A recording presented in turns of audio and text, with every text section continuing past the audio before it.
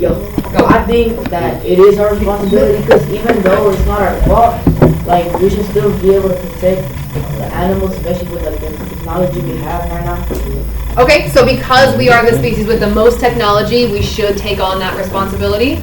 Candy, what do you think? Do you think it's our job to protect animals from extinction or endangerment?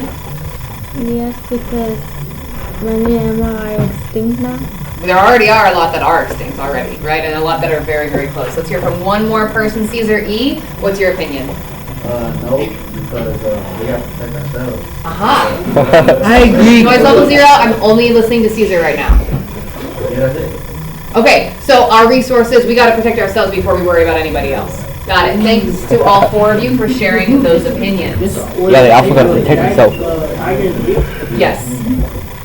Well, why? All right. Well, why are they going Shh, noise level 0. Go ahead and click on the read tab. When you click on the read tab, go ahead and scroll down and click on the numbers tab. Now, as was hinted at a moment ago, today's text is actually 2 texts, one of which is a video. So we are reading an article, but we are also watching a video, and the 2 of them are going to work together to build our understanding of this topic, specifically what's happening with the lions in this region that we're going to learn about. So I'm going to play the video up here. We're going to watch it all on the whiteboard. What you need to know about the video is that it's kind of setting the context for us. It's a 5-minute video. We'll get a sense of like where we are in the world, what it looks like, how the people there live, and then we'll read the article, which is going to focus on one person and his community in particular. So the first one is kind of general. The text itself will be more specific. So bring your eyes forward. Keep them focused up here as we watch this video.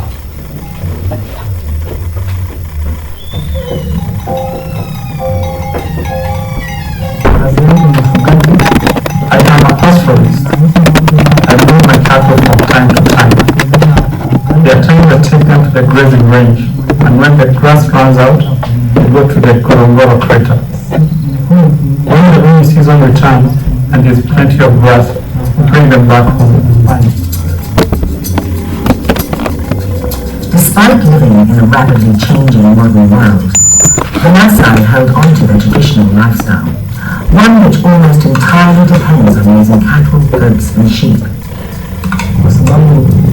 My cattle are very important and profitable to me. When they give birth, I drink their milk, and when they become older, I'm able to sell and buy food and other needs like clothes and medicine for the cattle. I'm also able to go to the hospital if I need to. In 1959, this deep volcanic crater and surrounding rangelands were established as the Ngorongoro Conservation Area, a protected place where the Maasai could preserve their practice of livestock grazing while coexisting with some of Africa's most dangerous predators.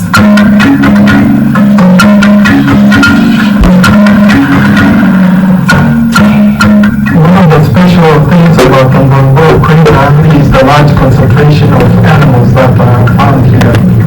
And one of those animals happens to be the lion, which is very intensely studied. So if you compare it with other areas in Africa which have lions, the number of lions here make it one of the most dense lion populations in the world. I mean, we're talking about 22 lions per square kilometer, whereas the average would probably be around 5, 10 at the very most. For the past 17 years, Dennis Ikanga has worked as a lion biologist, studying their behavior and how they relate to the human communities that live close by. Yeah. So what we have here is a typical critter, male. He's a young male, probably a little over his second birthday, and he's sitting on a kill. Lions are like the only carnivore in this part of the Ngorongoro Conservation Area that are actually capable of bringing down such a huge buffalo. So this guy will linger here for a few more hours, and then he will abandon the kill, and that's when now the hyenas, the vultures, and jackals will now move in and clean up everything. Delicious meal. world's lion population live in East Africa. Navigating a landscape alongside these animals is something that the pastoralist Maasai have successfully achieved over time. Yet today, lions are under threat, declining in large numbers. We used to see so many lions here during the wet season, but nowadays you can hardly see any. According to Dennis, the problem is twofold. A combination of ritual and retaliatory killings by a growing Maasai population. The significance of Maasai ritual lion killings is embedded deep in their culture, and it has taken place for so many years. Lion killing as a rite of passage bears its significance in the community in the sense that lions, like in many other communities, are animals that are widely respected for their strength and power. And being able to kill a lion with the aid of a spear was one way in which the Maasai could prove that transition from youth to manhood. In the 1970s, the Tanzanian government officially banned the ritual killing of lions. Yet it unofficially continued in the Ngorongoro conservation area. Alright, go ahead and on your own screen, scroll down so that you are below the video, and you'll see the text itself begins underneath the video.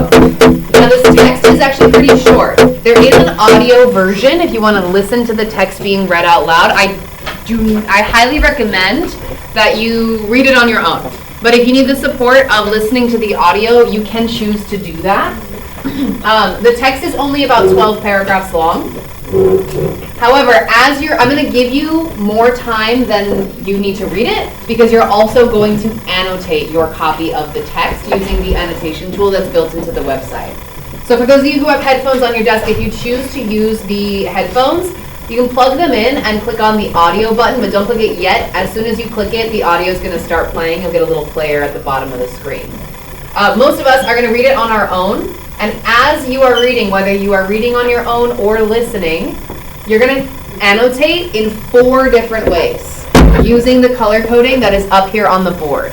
So everybody's copy of the text at the end of these 10 minutes needs to have at least one, if not multiple, different annotations of each color. So let's talk about the color coding. You're going to use yellow to highlight words you don't know, or the bolded vocabulary terms. So when you look at that article, you'll see some words are in bold. That means it's like a focused vocabulary word. When you see that, go ahead and highlight it in yellow, and in the note box, type your guess at what the word means. So that's any word that's bolded, and if there are other words you don't know, do that for any additional words as well. In red, you're going to ask questions. And your questions might be like you don't understand something, you have a question about what something means. Or maybe it's just unresolved, or you want more detail, right? Maybe you understood it, but you have a question like, how did they get that information, or something like that. Anytime you ask a question, you're going to use red. Green is for kind of big picture, important key details, events, and individuals. So use green anytime you see a sentence that seems like, okay, that's a main idea here, that's a key idea, or that's a really important central part of this article. Lastly is purple. This one's a little bit funky, so I'll explain the purple one. Purple asks you to synthesize information from both the video and the text to reach a new understanding. So you're going to highlight something in purple when it helps you understand something from the video a little bit better, or vice versa. Highlight something in purple where you're like, oh, okay, this is what the video was talking about. Like I'm kind of merging the 2 things together. So I'm seeing a detail in the text that reminds me of a detail from the video. When that happens, you'll use purple to describe what you're kind of merging in the purple note. Questions? Okay, if you're using the text itself, like I said, it's a pretty short read, but I do want you to pretty extensively annotate. So I'm going to give you 10 minutes to read and annotate. Reading itself should take you 3 or 4 minutes, which leaves you with 6 or 7 minutes to go back after you've read and add in these annotations. This part you are working on your own, so take the next 10 minutes to read and annotate the text. Go. Such cuteness.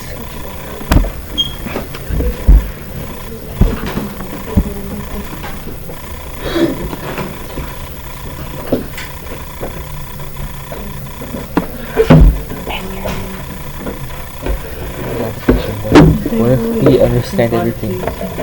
That's great, but you still gotta. We still have to edit it or like Remember, ask questions when the text is unclear. Unresolved.